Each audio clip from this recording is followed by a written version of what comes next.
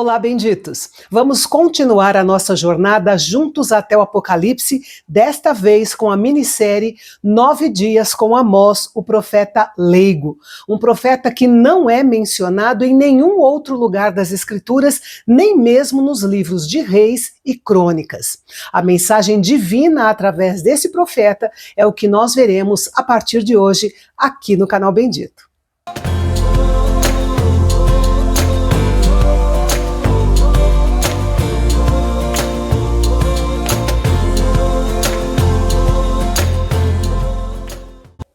Amós era de Tecoa, uma cidade situada a cerca de 16 quilômetros de Jerusalém.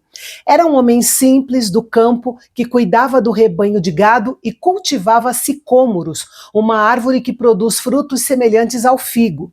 Essa era a sua vida até que o Senhor o chamou para o ministério profético. Embora houvesse uma escola de profetas naquela época, ao que parece, Amós não tinha formação profética formal. Ele mesmo falou sobre sua origem e seu chamado, dizendo que não era profeta e nem filho de profeta. Quando Amós recebeu seu chamado, o povo de Deus já estava dividido há mais de 150 anos em Reino do Norte, Israel, e Reino do Sul, Judá. Nessa época, ambos os reinos desfrutavam de prosperidade e segurança, mas seus pecados estavam corroendo o caráter moral e religioso do povo. Embora vivesse no Reino do Sul, o Senhor ordenou que Amós fosse profetizar no Reino do Norte de Israel e as nações vizinhas.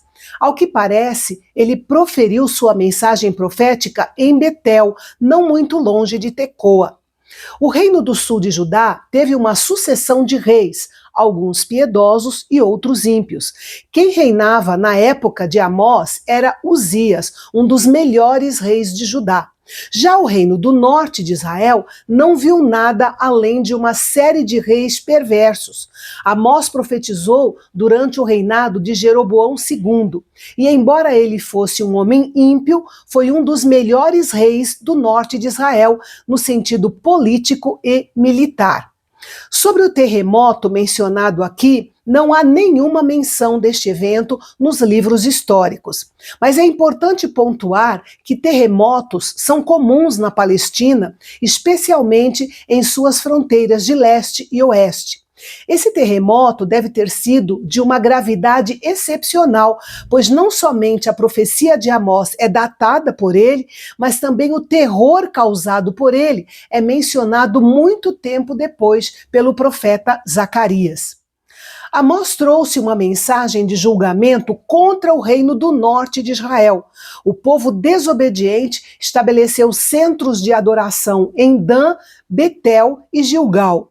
Quando Amós disse, o Senhor bramará de Sião e de Jerusalém fará ouvir sua voz, ele queria lembrar a todo o povo de Israel onde estava o local de verdadeira adoração determinado por Deus, que era Jerusalém. E sua voz seria ouvida de Jerusalém até o cume do Monte Carmelo. Como Amós era pastor de ovelhas, ele sabia como o julgamento de Deus poderia afetar a terra. Se Deus retivesse a chuva, enviasse pragas ou permitisse a vinda de exércitos inimigos, a terra se tornaria em desolação, afetando totalmente as pastagens. Até mesmo o alto do Monte Carmelo, que era um importante monte ao norte de Israel, estava sendo atingido pela seca. Mas isso não foi suficiente para levar o povo ao arrependimento. Nos primeiros 2 capítulos, vamos ver várias vezes a frase: por 3 transgressões e por 4 não retirarei o castigo. Essa frase contém a ideia de um número indefinido de vezes que a nação pecou, chegando ao seu limite. Deus é longânimo com os pecadores, mas chega o momento em que sua paciência se esgota. E quando isso acontece, o seu julgamento é certo. A primeira cidade sob o julgamento de Yahvé, mencionada aqui, é Damasco, capital da Síria, que estava constantemente em guerra com Israel pela posse de Gileade. Amós denunciou os sírios por seu tratamento desumano com os israelitas que viviam em Gileade, região que pertencia ao Reino do Norte de Israel. Eles trataram o povo como um arado profundo que passa pela terra, mostrando uma crueldade extrema. Por isso, o Senhor disse que enviaria fogo. Os julgamentos de Deus são frequentemente comparados ao fogo, pois o fogo representa a santidade e o julgamento de Deus. Pode ser simbólico ou literal. Os nomes Azael e Ben-Hadad eram títulos ou nomes usados pelos reis sírios.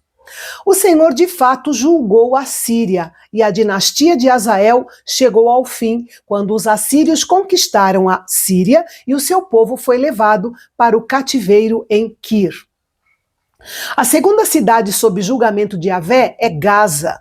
Gaza é uma cidade dos filisteus na costa oeste de Israel e de Judá. O motivo da sua condenação era o tráfico humano. Eles atacavam os vilarejos dos judeus e os vendia como escravos aos edomitas. Por isso, Deus prometeu trazer julgamento sobre Gaza. Um fogo consumiria o muro de Gaza e os seus palácios. Os muros de uma cidade eram sua defesa e sua fortaleza. Se os muros fossem queimados, a cidade seria fatalmente derrotada. Deus também prometeu julgamento a outras 3 cidades importantes para os filisteus: Asdod, Ascalon e Ecrom. A terceira cidade sob julgamento de Yahvé era Tiro. Situada ao norte de Israel, era a cidade mais importante da Fenícia. Seu pecado foi o mesmo dos filisteus. Invadia cidades a fim de vender o povo como escravo para Edom. Amós mencionou a aliança de irmãos porque Davi e Salomão tinham um relacionamento cordial com o povo de Tiro. Com essa atitude, eles se tornaram piores do que os homens de Gaza, pois Tiro estava transgredindo um pacto de longa data baseado na amizade e no respeito. A cidade de Tiro receberia um julgamento semelhante ao de Gaza.